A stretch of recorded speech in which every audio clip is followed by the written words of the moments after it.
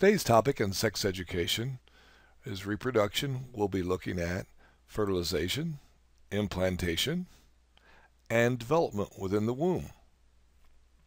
Terms to know: conception is the same as fertilization. It's the union of an ova and a sperm. Embryo is the same as zygote. It's a developing cluster of cells after fertilization. Fetus, that's the unborn developing baby. Umbilical cord is the cord that transfers nutrients and oxygen from the mother to the fetus.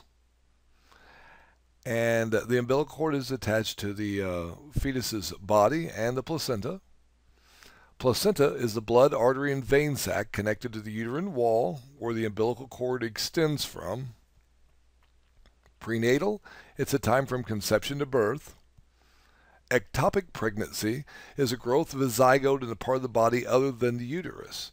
This primarily occurs in the fallopian tubes, and a lot of times it occurs if there's scarring in the fallopian tubes. The fertilized ova will not make its way all the way down to the uterus, and it'll hold up there and develop there. Ectopic pregnancies are usually confirmed by a sonogram and will usually have to be surgically removed. Identical twins, they come from one ova and one sperm, and they'll produce one placenta.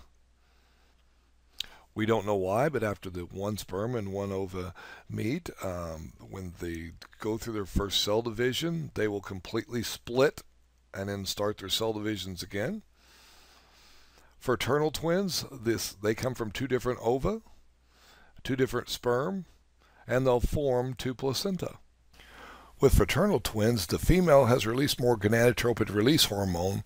Therefore, when she ovulates, two different ova will be released.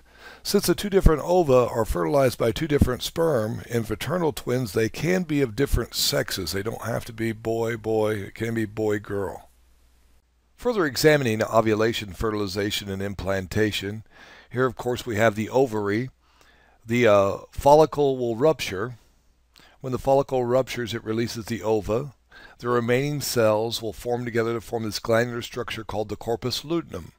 The corpus luteum will release progesterone into the bloodstream, and progesterone will cause the uterine wall, the endometrium, to thicken to prepare itself to accept a fertilized ova, a zygote. As we look, when the ova has been ruptured and goes into the fallopian tubes, fertilization usually occurs in the upper 1/3 of the fallopian tubes. This is where the sperm usually have to meet the ova, or it will not be developed enough by the time it goes down to the bottom of the fallopian tubes and embeds itself onto the wall of the endometrium. On the way, cell division continues to happen. And when it has a big ball cluster of cells, we call it a morella. And then when it's starting to do some cell differentiation, when it has this hollow fluid in the middle of it, we call it a trophoblast. This trophoblast will, of course, bed on the endometrium wall, and it'll start giving off the hormone HCG, and it'll start to grow a placenta. This diagram here will give you an idea of how long it takes from ovulation to implantation. Again, the zygote is usually fertilized around the first day after you've ovulated. Then, of course, all the cell division happens, and as you see here, about day 8 or 9, the trophoblast will embed itself on the wall of the endometrium. There are 5 ways to determine pregnancy. Number 1, the menstrual cycle stops. Progesterone will continue to be produced during this time, and the HCG hormone will be released, stimulating the growth of the placenta. Thus, you will not shed your lining. 2, there'll be early physical signs. Early physical signs usually, most women know that by morning sickness, regurgitating, or they feel nausea or fatigued. They'll also find that they'll go to the restroom more frequently, and their breast will begin to enlarge, and their nipples will darken. Then there's an early pregnancy test. This is a test to see if you have HCG hormone in your urine. You can buy these from local grocery stores or Walmart, but you get what you pay for with those. So if you buy a cheap one, it's not going to work as well. Number 4, a physician's diagnosis. It's a test to see if your HCG hormone is in your urine. He's going to mix the chemical directly with your urine. It's the same chemical that's in the pad of the EPT test. This is a little bit more reliable, and we can actually tell whether or not you're pregnant for sure after 6 weeks. 5, an RIA test. This is the best one there is. This is an actual blood test where we're going to look for the HCG hormone in your blood. It can be detected in your blood 5 days prior to your missed cycle. Let's examine embryo and fetal growth. Examining the first 16 weeks of fertilization, on the time graph the purple line represents ovulation. Ovulation usually occurs mid-cycle, which is around 2 weeks for the average person who has a 30-day cycle. The green line represents implantation, which occurs within 8 to 10 days after ovulation. The red line represents the first missed menstrual cycle. As you can see, the zygote has been embedded on the wall of the uterus for approximately a week prior to the first missed menstrual cycle. Looking at continued development from the 16th week to the 24th week, in Illinois, having an abortion is a female's choice up until the 24th week. Then, in order to have one done, a physician must declare it a medical necessity for the mother. At 28 weeks, the fetus is still pretty small. The mother can feel it change positions frequently.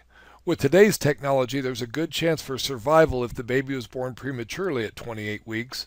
Obviously, there are a lot of complications that will have to be dealt with. At 32 weeks, the fetus will move a lot. It is almost doubled in size from last month. The mother may start leaking colostrum from her breast since progesterone levels will be decreasing and will no longer be blocking prolactin. At 36 weeks, the baby is considered close to term. Term is considered 37 weeks.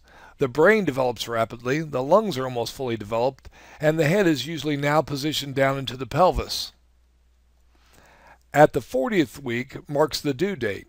Pregnancy lasts between 38 weeks and 42 weeks. For safety reasons, if a mother has not went into labor by her 42nd week, the physician will induce labor. Here you see the typical position of the fetus in the later part of the last trimester, with the fetus's head down into the pelvis. The placenta is attached to the mother's uterine wall, where the exchange of blood will take place. The placenta is a blood, artery, and vein sac where the umbilical extends from to the fetus. There are 3 stages of labor. In stage 1, the cervix begins to dilate and oxytocin is released in the bloodstream and the mother begins to have labor contractions. In stage 2, the mother gives birth to the fetus, upon which the umbilical cord will need to be clamped and cut from the placenta. In stage 3, the placenta must be delivered. Here we see the physician supporting the fetus's neck and head during childbirth. Finally, we see the newborn baby, which has been cleaned up and ready to be given to the mother to hold.